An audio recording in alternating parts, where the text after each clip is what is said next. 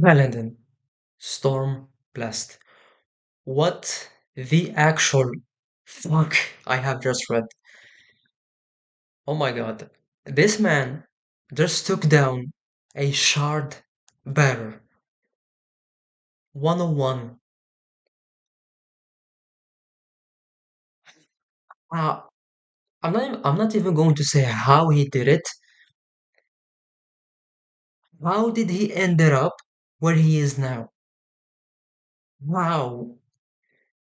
He went from taking down a shard bearer to becoming as being solved as a slave, then becoming a bridgeman whose sole purpose is to be a meat shield to soldiers crossing the bridge and fighting on the shattered plains. I'm speechless. This man charged towards a shard bearer, not just him, his men as well, him and his men charged towards a shard bearer while everyone else were running. Like even Amarma's royal guards, the personal guards, they ran away. Not only he defeated a Shardbearer, he saved Amarma's life. If it wasn't for him, Amar would have been dead. Like, that was it for him. No! We always knew that he was a skilled fighter, but I never imagined that he was this skilled. This is absolutely insane. This is insane.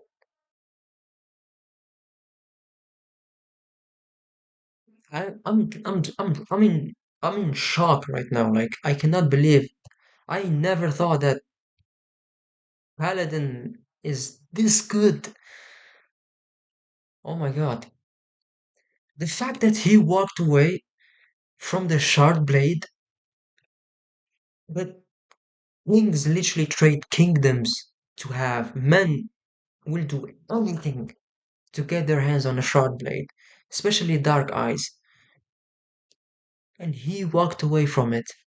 What kind of honor, what kind of morality that you hold and you have to walk away from a shard blade after you have won it square and fair. Kaladin is Kaladin has been my favorite since the beginning, but now this dude, like I could not think I can like him any further or it gets any better, but it keeps getting better. This man never ceases to amaze. It's actually insane, dude. The way it was described when he saw when the shardbearer ran past his men, ran past through his men, sliced some, literally he rammed some with their horse, like he literally trampled some of his men with the horse, crushing their face, their chest, and the young guy that just joined his squad, how Paladin was screaming, he felt this rage, his legs pumping, his blood pumping, and he charged towards the shard bearer. This man is amazing, like fearless. When it comes to saving lives, this man is unstoppable. We we like this man has went through hell. Amongst the main characters that we have so far, Dalinar, Shallan, and Kaladin, he had it worst between the three. He has it worse. It's undeniable that he has it worse between the three. To me, Kaladin's story it's very inspirational because he always finds a way to get back up. And it's not easy. Like at one point, he wanted to end his life, and it's not the way it's described how he gets back up. It's not done in a corny or cheesy way. No, it's done. It's very well put together and well done. It's described perfectly how hard it is for him to get back up, and I find it so inspirational how he manages to fight it off and to find a new purpose that will force him to get back up, and which is to save lives. Every time he's at the bottom of the well, he forces himself to climb because what he has, his skills, can save not just his skills, but his character. What he has can be beneficial to others and can save lives, even those he barely knows. If anybody deserves a sharp blade, it is him. It's Kaladin. And I know I'm going to make a prediction. Kaladin will have his own blade, meaning his original blade that was not wielded or used by anyone before him. And I cannot wait for that moment to come to fruition. It's going to be insane. I would like to mention as well, at the beginning of the chapter Stormblessings, it was mentioned that this light eyes that they were fighting, it was it wasn't their first time. They fought him before, and one of those times it was burnt into Kaladin's heart and memory. And I can say that it has to be the day when Tian died, because otherwise, why it would be described in such a manner if it didn't have such a huge impact? And we still don't know how he died, but we know that it happened after. I mean, before one of the they're in one of the battles where he was fighting this light eyes, this lord. Uh, I I cannot wait for that moment to be shown to us because I still remember a few chapters ago when Kaladin's brother Tian he was forced to join the army. That was one of the most devastating moments when he turned around and looked at his brother and Kaladin stepped in and he said, "I want to go in his stead. Take me in his place." And they still refused, so Kaladin said, "I will still go. I want to be with my brother." His parents were devastated, but Tian looked at him, this innocent, sweet boy, and he said, "Thank you, Kaladin." Like, just thinking about this moment makes my eyes teary. That was such a sad moment. Like, this sweet boy being thrown in this mess, and Kaladin, as a big brother, stepping in, saying, "I will go with him, I will protect him," and he couldn't keep his promise to his parents. That's another thing as well. Like, this man is going through hell and he's still trying to save people, motivate. Like, he joined, he was assigned to the bridgemen, which is a group of people who already ha- had shit lives, and now they have it even worse. They thought it couldn't get any worse. Now they have it even worse. Their sole purpose is to die, to be used as meat shield. He still managed to motivate, not to motivate his men, to get them out of that depressive state of mind, to cheer them up, to actually have a meal from time to time, to sit down, gather around the fire, laugh, share some laughs.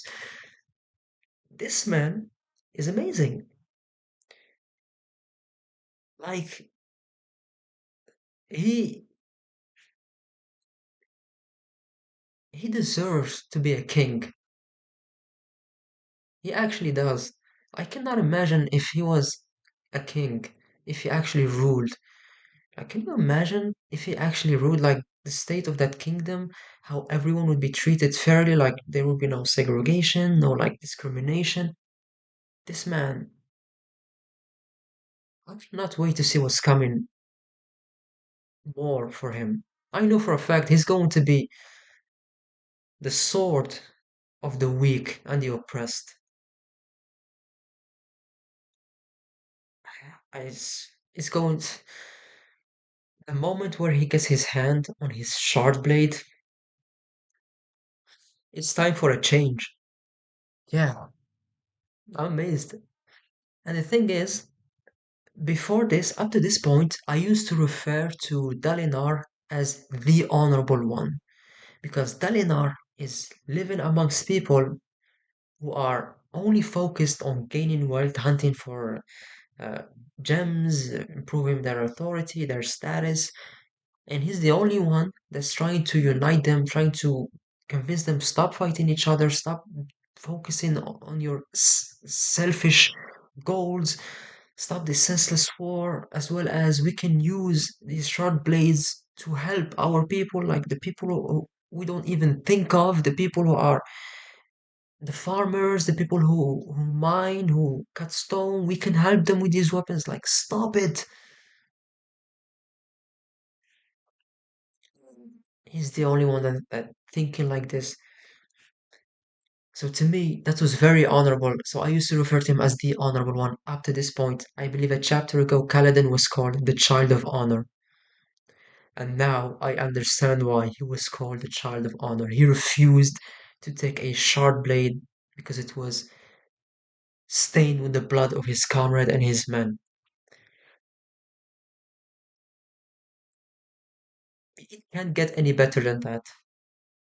The honor, the morality that this man holds is the best so far of what we have seen up to this point in the story.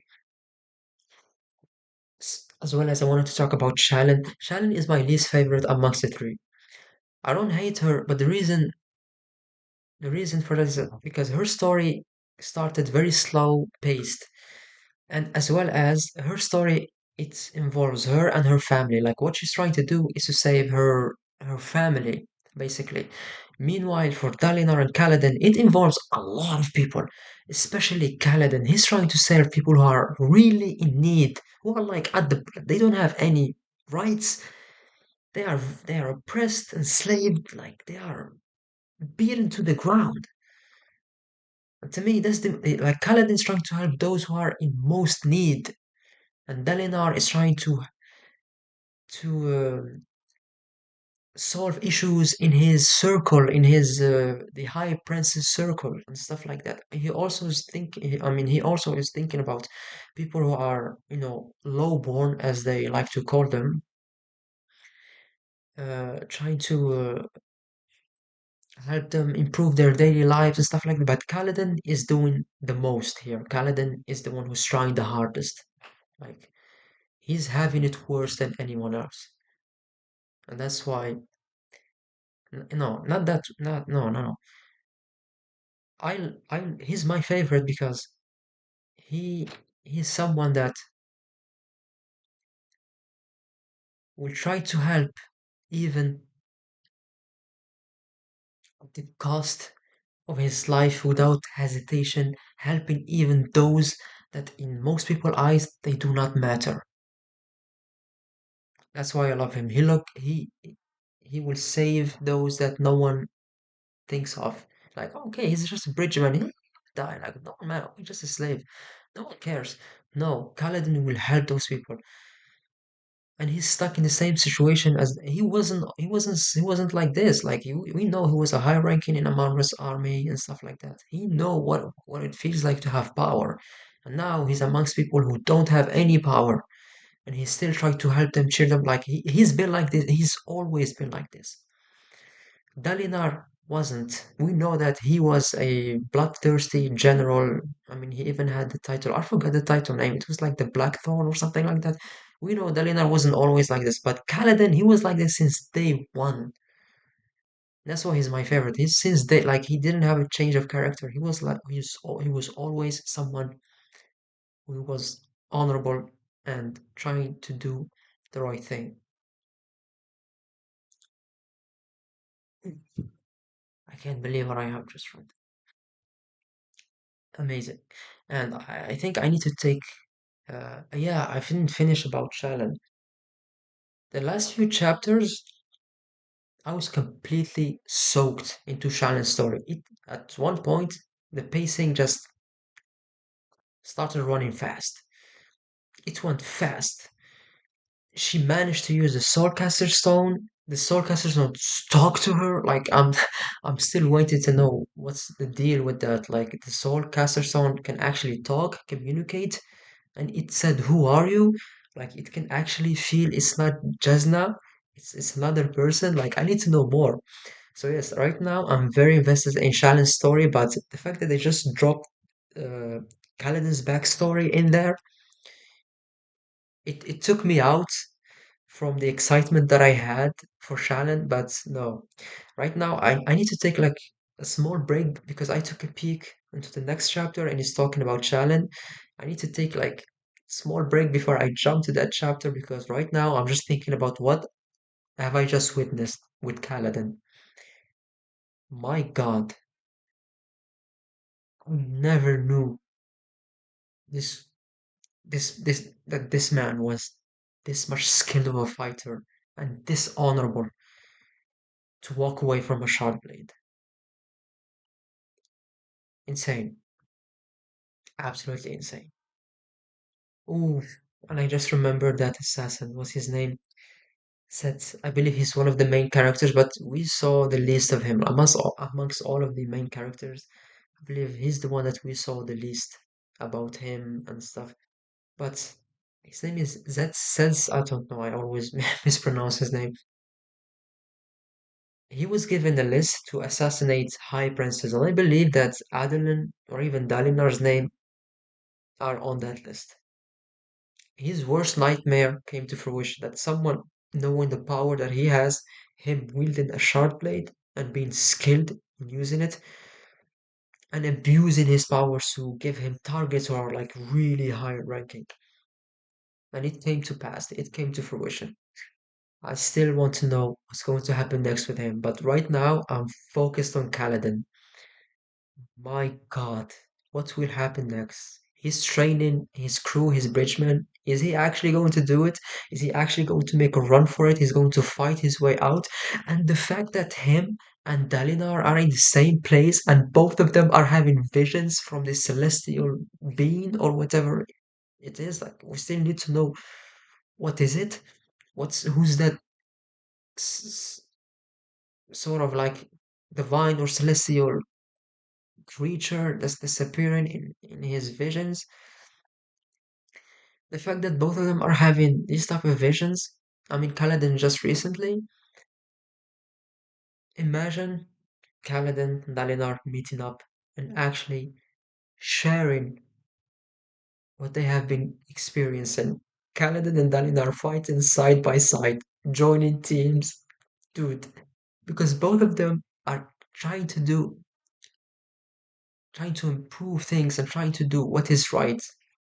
If Kaladin can have such a strong ally like Dalinar, it's GG, dude. But I don't think Kaladin will associate himself with a Light Eyes because we know how much Kaladin hates Light Eyes. Wait, Dalinar can prove Kaladin wrong. Actually, wait, that could be it. Dalinar can actually influence Kaladin's opinion about the Light Eyes. Not all of us are bad. Some of us are trying to do the good thing. Dude, that's it. It's Dalinar that will change his mind about the Light Eyes. Oh my god, I cannot wait for these two to meet. And the fact that I would say this, I mean not both, Shalin, Dalinar, Kaladin, they are all taking different paths, but I believe all of them are heading towards the same destination. What's the destination? The revival of the Radiant Knights, I would say. I don't know, but the three of them are heading towards the same destination. Different paths, one goal. This is amazing so far. I went reading this story blind. I had no idea what it was about, nothing. I just dived straight into it. I'm completely hooked. I'm in love. Best decision that I've made in past few years. This is amazing. Thanks to anyone Let's watch this video. Hopefully you will share your thoughts with me in the comments. No spoilers, please. Please. But yes, see you when I see you. Thank you.